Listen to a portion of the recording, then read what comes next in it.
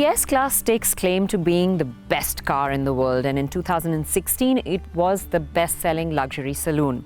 Well, with a mid-cycle upgrade, Mercedes are looking to improve on even that. The changes include some plastic surgery to the outside, few nips and tucks to the interior, and the big changes really are a new set of engines. And of course, the car that's all about sitting in the back seat and enjoying the comfort of it will now allow the driver to take a back seat as well. Yes, it's going to have semi-autonomous driving. We're waiting to test it out.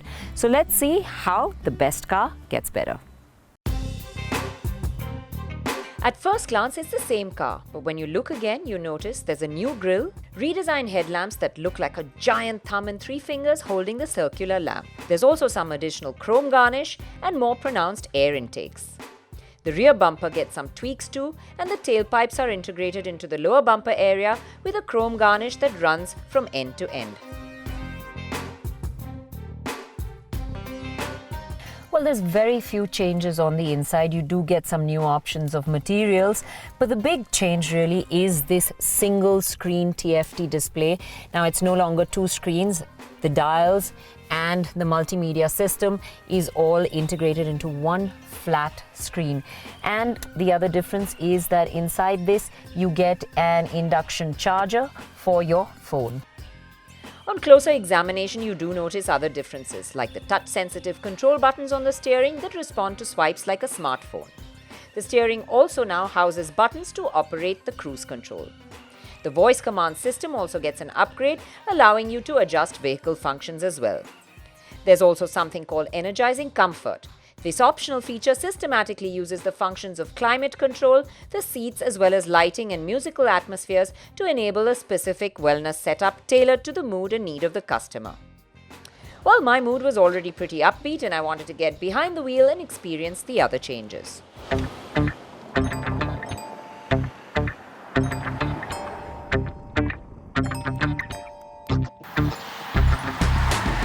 Winding my way around the Swiss countryside, I began to get a feel of the petrol S560. This is a new 4-litre V8 that replaces the old 4.7-litre unit we've seen in the Maybach as the S500. Now, this new V8 engine has been downsized and power has been upgraded. And out on the road, it feels nice and strong, it's responsive, it springs to life nicely. But what works really well with it is the 9-speed gearbox. It's responsive, so even a gentle dab on the throttle will bring you down a gear and you leap forward, you get a lot of power. Unfortunately, this engine will not make its way to our shores, but what we will see is the 9-speed gearbox for all variants of the S-Class. Globally, Mercedes have the new inline-6 engines for both diesel and petrol variants. However, in India, it's a different story. The petrol will remain the V6 with a power upgrade, but that was not on offer for testing, so we didn't get our hands on it. However, what we did get our hands on for a short while was the straight-6 diesel S400, which will make its way to India in a lower state of tune. What I can tell you about this new straight-6 engine is that it's extremely refined. Responses are strong and come from very low down the rev band, and it will carry you up to 3-digit speeds really quick. After a very short stint in the diesel, it was back to the petrol to experience the other tech. And that's just it about this car. It's the whole manner of this car. You can drive at a good clip from place to place. The fact that you feel like you haven't really driven that much when you're driving this car is going to be something that gets quite genuine, because we now have semi-autonomous driving in the S-Class, and that's what I'm going to check out. You need to activate the cruise control to be able to use these functions, so that's what I did. Okay, so now I'm in cruise control. I have set it to the speed limit and the car is doing all the driving for me, as you can see. It slows down for corners, it's keeping the distance to the car in front of me, it's braking into turns. It's a bit eerie and I keep feeling like I need to put my hands back on the steering wheel. But honestly, I'm doing about 86 kilometers an hour now. It slows down, as you can see, for the sharper corners. And it's given me a warning to put my hands back on the steering wheel, so I'm going to do just that.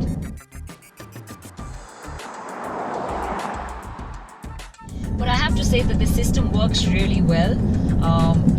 If you need to give your phone some attention, you're cruising down a highway, it will definitely do the job for you while you take your attention off the road and then get it back again. Of course, when you want to take turns, then it does warn you to get your hands back on the steering wheel. And what's really great about it is it sees the speed limit and it keeps up with the speed limit. If the speed limit comes down, even though you may have set it in a higher speed, it will come down to the required speed limit as well. To negotiate roundabouts and junctions, the system asks you to take back control.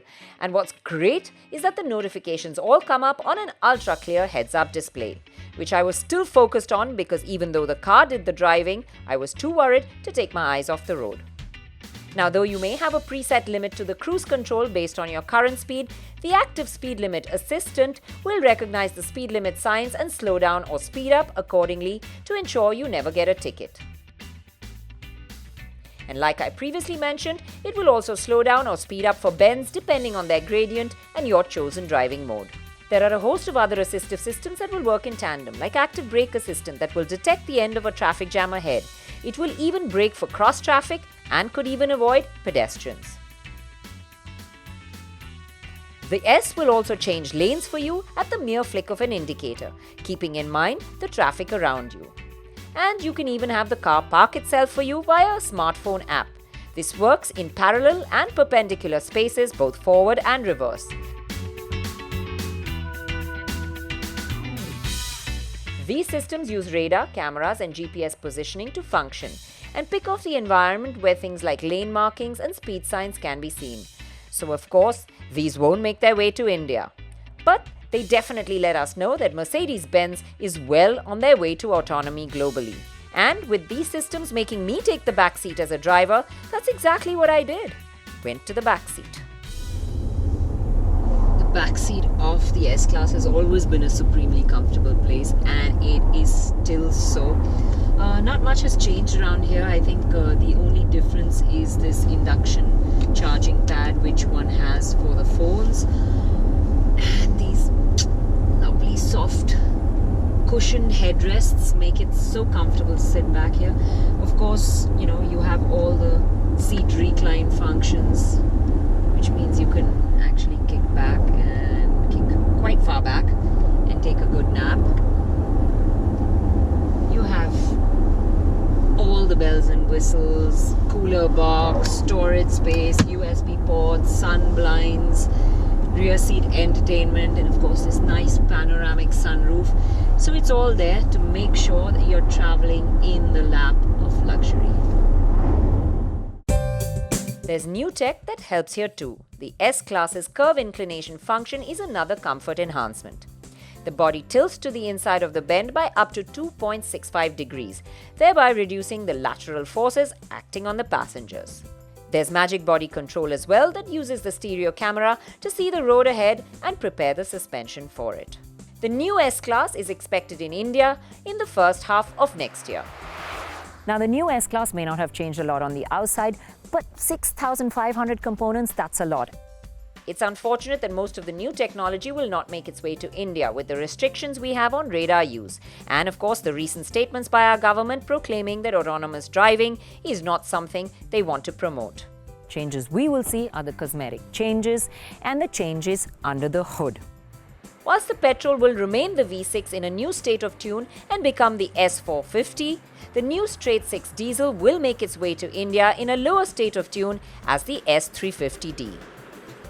Now, that's a good thing because these new engines are creamy smooth, they come with better performance and the promise of better fuel efficiency. But what works for India and our conditions is that back seat. It still remains one of the best this side of an airline first class.